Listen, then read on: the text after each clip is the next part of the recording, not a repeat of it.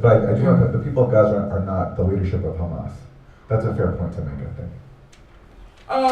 It depends on what aspect you're addressing. In certain aspects, it seems Hamas has become quite corrupt and has alienated the population of Gaza. On the other hand, it doesn't seem that there's large-scale opposition to what Hamas did on October 7th. And I'm willing to acknowledge that people saw it as a heroic act, breaking free from that prison.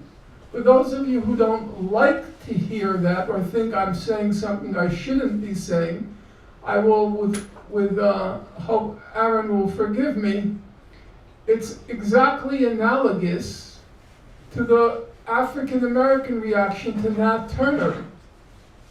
You couldn't find an African American who was going to condemn Nat Turner.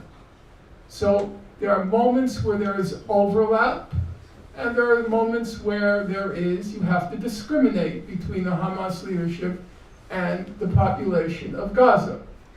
Now, given that attempt to reach an agreement with Israel was going nowhere, the next logical attempt would be at some nonviolent civil disobedience. And that's what the Palestinians in Gaza attempted in beginning March 30th, 2018. And I will say, I'm not proud of this, I was one of the people who encouraged that strategy. I was in touch with some people in Hamas, and I was very optimistic about it. And that very quickly degenerated into a complete catastrophe, because nonviolent resistance can't work if there's no bystanders willing to take a stand against it. If you are, for example, in some rainforest in India, where the Naxalites are, and the government comes in, it's not a wise thing to try nonviolence. You're just going to be mowed down. Nonviolence, for example, in our own country, was contingent on the reaction it evoked in the North and around the world.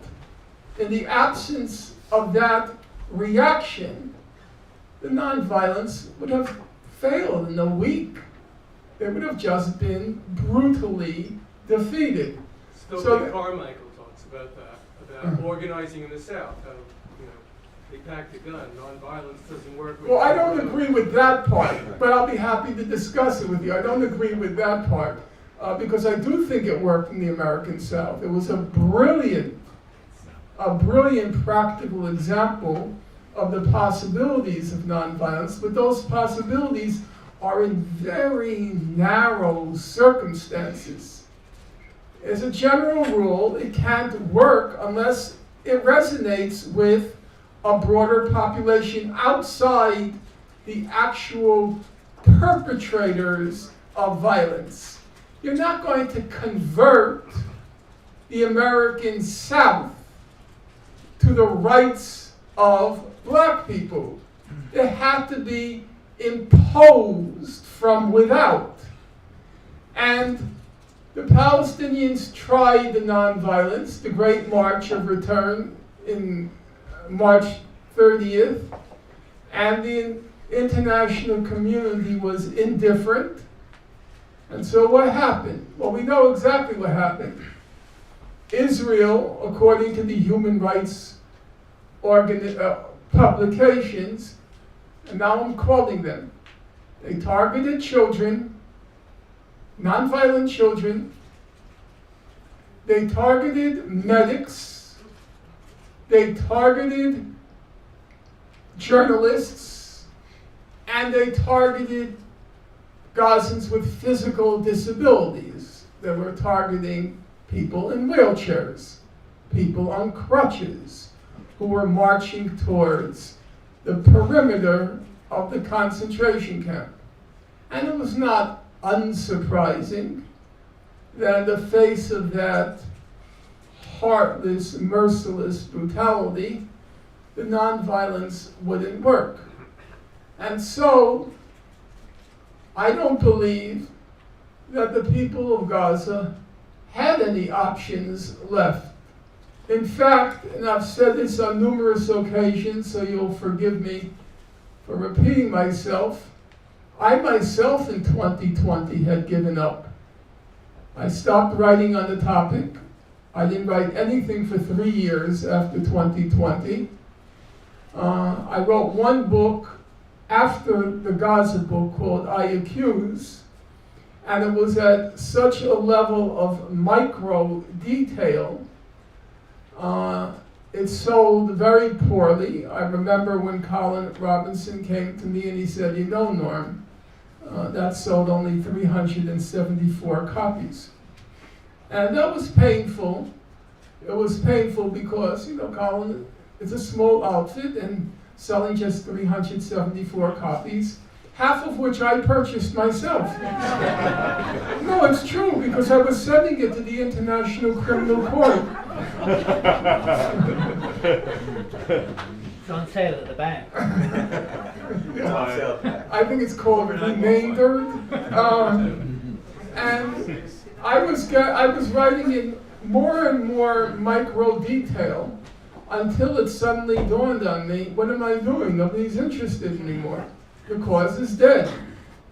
And as most of you will recall, for the last 3 years, all the talk was about the normalization between Israel and Bahrain, United Arab Emirates, and then now Saudi Arabia. The cause looked dead. And the people of Gaza were going to be left to languish and die in that concentration camp into which they had been born when the blockade started in 2006. So for any of you or anyone listening who wants to condemn them, I ask the same question as I did when Russia attacked Ukraine in February of 2021. 2021? 2022. Yeah, two. Yeah. Yeah. What were the options?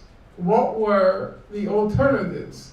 Now, I will admit, part of me, I like a movie, you keep going over the reel in your mind. Okay, let's say they broke out of Gaza prison, Gaza concentration camp, and just fled. Just broke out and fled. Well, what would have happened? It's very easy to predict what would have happened. Because a couple of years ago, 3 Palestinians, with enormous, again, that ingenuity, they managed to break out of a prison, a high security prison in Israel. When they broke out of the prison, there was a kind of euphoria among the Palestinian population. They escaped. They figured out how to escape. They escaped. They had been digging the tunnel with their hands for years. And they finally broke free. And then what happened? Within 24 hours, they were all trapped down and dead. And that just shattered the spirits of the people of Palestine. It was like, nothing can work. We're doomed. So if they had just broken free and escaped, with absolute certainty, every single one of them would have been tracked down and killed. So then what were they supposed to do? They chose to take hostages. That was their modus operandi. Now, There are many people here who will condemn that. But then I still have to put the question, what option was available to them except to languish and die in Gaza concentration camp? Okay, Norman, thank you for that. Let's take some questions.